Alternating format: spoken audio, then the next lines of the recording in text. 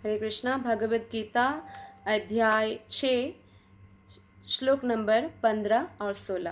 पहले हम श्लोक नंबर 15 पढ़ते हैं। युञ्जन्नेवं सदात्मानं योगी नियतमानसः शान्तिनिर्वाण परमं मत्संस्थामधिगच्छति। युञ्जन्नेवं सदात्मानं योगी नियतमानसः शांतिं निर्वाण परमं मत्संस्थामधिगच्छति। अनुवाद और तात्पर्य श्रील प्रभुपाद के द्वारा। श्रील प्रभुपाद की जय।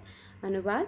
इस प्रकार शरीर, मन तथा कर्म में निरंतर संयम का अभ्यास करते हुए संयमित मन वाले योगी को इस भौतिक अस्तित्व की समाप्ति पर भगवत धाम की प्राप्ति होती है। तो कोई अगर इस प्रकार से समाधि तक पहुंच सकते हैं, भगवान विष्णु मूर्ति पर ध्यान कर सकते हैं और निरंतर मन, कर्म और शरीर को संयमित रख सकते हैं, तो जब इनका ये शरीर समाप्त होगा तो भगवत धाम को प्राप्त होंगे। तो तात्पर्य में श्रील प्रभुपाद बताते हैं कि अब योगाभ्यास के चरम लक्ष्य का स्पष्टीकरण किया जा रहा है इस श्लोक में। क्या लक्ष्य क्या है? योगाभ्यास कोई भौतिक सुविधा के लिए नहीं है। इसका उद्देश्य भौतिक संसार से विरक्ति प्राप्त करना है, भले वो ज्ञान योग हो, ध्यान योग हो या भक्ति योग हो। भौतिक संसार से विरक्ति ही प्राप्त करना पड़ेगा, तब जाके हमें आध्यात्मिक संसार मिलेगा। भौतिक संसार में आपका आसक्ति है और आध्यात्मिक संसार कैसे मिलेगा? इस विरक्ति को प्राप्त करने के लिए ही योग है। तो इसके लिए क्या करना होगा? जैसे एक एग्जाम्पल है, जैसे आपने मान लीजिए नाव पे बैठ गए और आप अपना नाव चला रहे हैं, लेकिन जो नाव बंधा हुआ है रस्सी से तट पर, उसको आपने खोला ही नहीं, तो आप कितना ही श्रम कीजिए कि आप उस तट पर पहुंचेंगे? नहीं। तो इसी प्रकार से अगर हम भौतिक आसक्ति को बनाकर रखेंगे और कितना ही हम 1 लाख नाम भी जप करें, हरि नाम, तो हम उस तट पर कैसे जाएंगे? भौतिक आसक्ति से मुक्त होना पड़ेगा ना। नहीं तो इतना हरिनाम के बारे में श्रवण करने के बाद भी अगर कोई भौतिक आसक्ति बना रखता है तो वो भी एक नाम अपराध है, और अपराध सहित नाम लेकर कृष्ण प्रेम हम हृदय में उदित नहीं कर सकते हैं। हमें शुद्ध नाम, शुद्ध प्रेम जागृत करना पड़ेगा। और नाम कोई ऐसे सोचकर भी हरे कृष्ण महामंत्र का जप नहीं करना चाहिए कि फॉर एग्जाम्पल, ओ मेरे पास धन नहीं है, हरे कृष्ण महामंत्र जप करूंगा तो धन आ जाएगा, स्वर्ग लोक मिलेगा या भौतिक कोई लोक मिलेगा या भौतिक पदवी मिल जाएगा, मेरा बच्चा नहीं है तो हरिनाम जप करूंगा इस इच्छा से कि मेरा बच्चा हो जाए। तो ये अपराध पूर्ण नाम जप है, ऐसा हमें नहीं करना चाहिए। और ना ही किसी को सजेशन देना चाहिए कि अच्छा आपको ये भौतिक वस्तु चाहिए तो हरिनाम का जप कीजिए। हरिनाम का जप इसलिए नहीं होता है। हरिनाम पूर्णतया हमें कृष्ण प्रदान कर सकते हैं, तो इसलिए हमारा हरिनाम जो है कृष्ण की प्रसन्नता के लिए हमें जप करना चाहिए, क्योंकि नाम प्रभु जो है स्वयं कृष्ण है। तो हमें विरक्ति प्राप्त करना है। भौतिक संसार से जितना आसक्ति होगा उतना दुख होगा।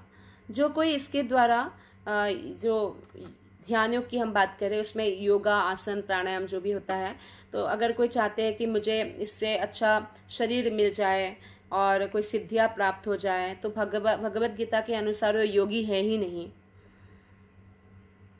और कोई अगर सोचते हैं कि मेरा भौतिक अस्तित्व समाप्त होने के बाद मैं शून्य में प्रवेश कर पाऊं, शून्य नहीं है भगवान, ये खाली एक कपोल कल्पना है। भगवान की सृष्टि में कहीं शून्य नहीं है। उल्टे भौतिक अस्तित्व की समाप्ति से मनुष्य क्या होते हैं? भगवत धाम में प्रवेश करता है। तो भगवत गीता में भगवत धाम का स्पष्ट हमें विवरण मिलता है कि भगवत धाम में ना सूर्य की जरूरत है ना चंद्रमा की, स्वयं प्रकाशित है। तो भगवत धाम जो है सर्वत्र है भगवत धाम। और जैसे हमारे भौतिक संसार में भी बहुत सारा धाम है, जहाँ जहाँ कृष्ण ने लीलाएं किया है, कृष्ण का चरण पड़ा है, वो धाम है। लेकिन भगवान जो निरंतर निवास करते हैं, वो चिन्मय व्योम यानी चिन्मय आकाश जो है वो भगवान का परम धाम है, जैसे कि गोलक धाम। एक पूर्ण योगी जिसे भगवान कृष्ण का पूर्ण ज्ञान है, जैसा कि यहाँ पर भगवान ने स्वयं कहा है, मत चित्ता मत पर मत स्थानम। वास्तविक शांति कब होगा? जब हम भगवान श्री कृष्ण का धाम गोलक वृंदावन को प्राप्त कर पाएंगे। तो ब्रह्म संहिता में 5.37 में स्पष्ट उल्लेख है इस बारे में कि गोलक एवा निवसत्य खिलात्म भूतः। यद्यपि भगवान सदैव अपने धाम में निवास करते हैं, जिसे गोलोक कहते हैं, तो भी वे अपनी परा आध्यात्मिक शक्तियों के कारण सर्वव्यापी ब्रह्म तथा अंतर्यामी परमात्मा है। तो भगवान का ही ये रूप है, ब्रह्म ज्योति और परमात्मा रूप भी है, कृष्ण से है, कृष्ण ओरिजिन है, ये हमें याद रखना होगा। कोई भी कृष्ण तथा विष्णु रूप में उनके पूर्ण विस्तार को सही सही जाने बिना वैकुंठ में, भगवान के नित्य धाम में, गोलक धाम में प्रवेश नहीं कर सकता है। इसलिए हमें इस मनुष्य योनि में ही उसे जान लेना, इस बारे में ज्ञान प्राप्त करना है। अतः कृष्ण भावना भावित व्यक्ति ही पूर्ण योगी है, क्योंकि उसका मन हमेशा कृष्ण के ही लीलाओं में तल्लीन रहता है। सवे मना कृष्ण पदार विंदयो। तो कृष्ण भक्त से श्रेष्ठ योगी कोई भी नहीं है, यही भागवत गीता का सारांश है। वेदों में स्वतः स्वतः उपनिषद 3.8 में भी हम पाते हैं, तमेव विदित्वादि मृत्युमेति, केवल भगवान श्री कृष्ण को जानने पर जन्म तथा मृत्यु के पथ को जीता जा सकता है। दूसरे शब्दों में योग की पूर्णता क्या है? संसार से मुक्ति प्राप्त करने में है। इंद्रजाल अथवा व्यायाम के कर्तव्यों द्वारा अबोध जनता को मूर्ख बनाने में नहीं है। लक्ष्य हमें बताना चाहिए, नॉर्मल जो अबोध जनता है, इनोसेंट पब्लिक है, कि योग का लक्ष्य है कृष्ण को प्राप्त करना। श्लोक नंबर 16, नात्यस्नातस्तु योगस्ति न चैकान्ता मनश्नतः न चाति स्वप्नशीलस्य जाग्रतो नैव चार्जुन। नात्यस्नातस्तु योगस्ति न चैकान्ता मनश्नतः न चाति स्वप्नशीलस्य जाग्रतो नैव चार्जुन। अनुवाद और तात्पर्य श्रील प्रभुपाद के द्वारा। श्रील प्रभुपाद की जय।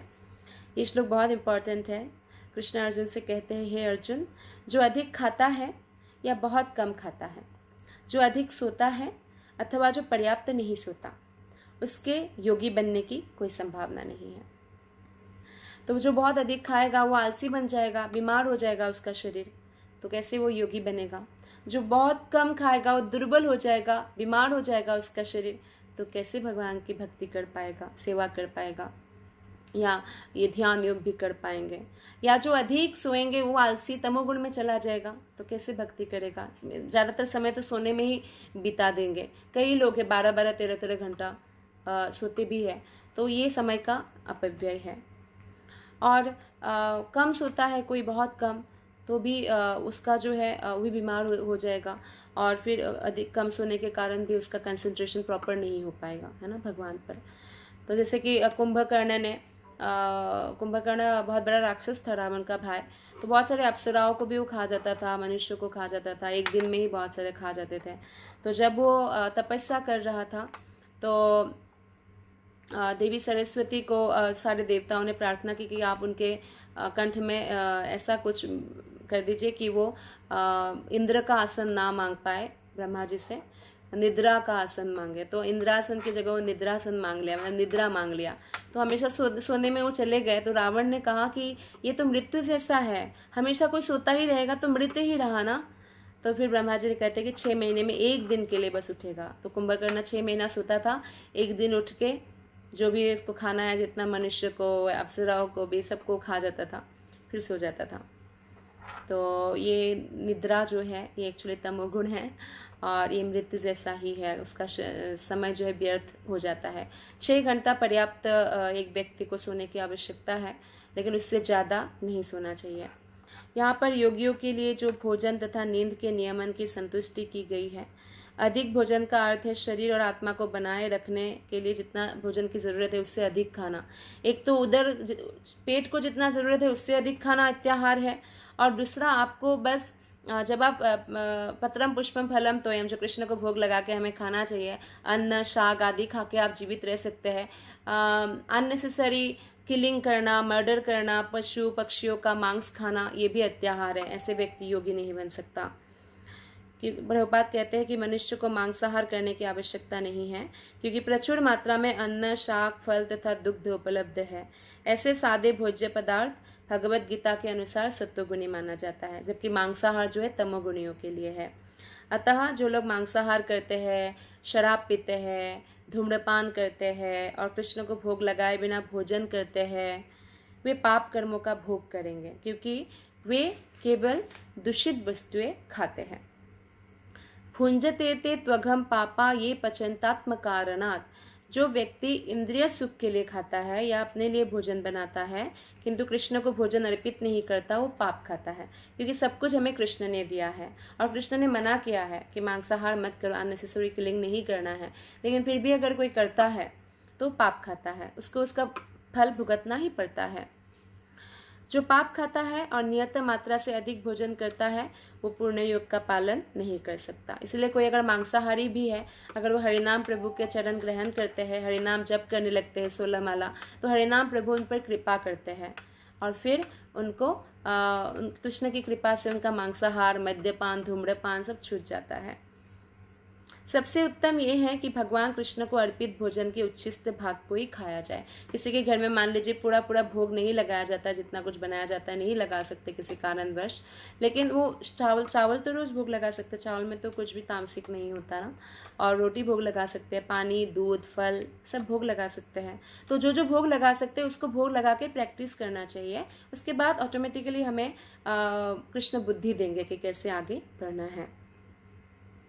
कृष्ण भावना भावित व्यक्ति कभी भी ऐसा भोजन नहीं करता जो इससे पूर्व कृष्ण को अर्पित ना किया गया हो। कृष्ण भक्त कभी भी पानी तक ऑफर किए बिना नहीं पीते। अगर अपना नया बोतल है, किसी ने आपको दिया है, तो भक्त है आप, तो आप कभी भी पानी को भी बिना भोग लगाए नहीं पिएंगे। बाहर है पानी का भी भोग वो मन में लगाएंगे, ओम श्री विष्णु श्री विष्णु श्री विष्णु करके ही पिएंगे, भगवान को पहले अर्पित करेंगे, है ना। तो इस प्रकार से भोग लगाना अत्यंत आवश्यक है। अतः केवल कृष्ण भावना भावित व्यक्ति ही योगाभ्यास की पूर्णता को प्राप्त कर सकता है। ना ही ऐसा व्यक्ति कभी योग का अभ्यास कर सकता है जो कृत्रिम उपवास की अपनी विधियां निकालकर भोजन नहीं करता। कुछ लोग बहुत सारा उपवास रखते हैं। हमें उपवास रखना है सिर्फ कृष्ण रिलेटेड, जैसे 2 एकादशी आते हैं महीने में, या कृष्ण जन्माष्टमी, राम नवमी, गौर पूर्णिमा, इन सब में हमें उपवास रखना है। ऐसे बहुत सारा उपवास रखने से भी योग का अभ्यास नहीं कर सकते हैं। और इसलिए कहा गया है, आराधितो यदि हरि तपसा तत किम, नाराधितो यदि हरि तपसा तत किम। अगर आप हरि की आराधना करते हो तो तपस्या की क्या जरूरत है? अगर आप हरि की आराधना नहीं कर रहे हो तो तपस्या की क्या आवश्यकता है? फिर तो कोई फायदा नहीं। आप हरि की आराधना ही नहीं कर रहे हो तो भगवत धाम कैसे जाओगे? भी तपस्या कितना भी आप करते रहिए। तो इसलिए कृष्ण भावना भावित व्यक्ति जो है शास्त्रों द्वारा अनुमोदित उपवास ही करता है। ना तो वो आवश्यकता से अधिक उपवास रखता है, ना ही अधिक खाता है। तो महीने में 2 दिन एकादशी का व्रत रखना कोई मुश्किल नहीं है, तो ये एकदम नियमित उपवास है। इस प्रकार वो योगाभ्यास करने के लिए पूर्णतया योग्य है। कृष्ण भक्त जो आवश्यकता से अधिक खाता है वह सोते समय अनेक सपने देखेगा, अतः आवश्यकता से अधिक सोएगा, आलसी हो जाएगा ना। तो इसलिए आवश्यकता से अधिक नहीं खाना चाहिए। हमारा शरीर भी बीमार हो जाता है, कई सारी बीमारियां आ जाती है शरीर में। मनुष्य को प्रतिदिन प्रभुपाद कहते हैं 6 घंटे से अधिक नहीं सोना चाहिए। जो व्यक्ति 24 घंटों में 6 घंटों से अधिक सोता है वो अवश्य तमोगुणी है। तमोगुणी व्यक्ति आलसी होता है और अधिक सोता है, ऐसा व्यक्ति योग नहीं साध सकता।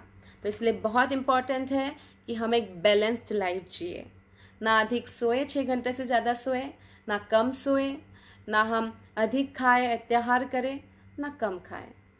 वही व्रत रखें जो कृष्ण भक्ति में हमें सहायता करते आगे बढ़ने के लिए। माधव तिथिया। धन्यवाद। हरे कृष्ण।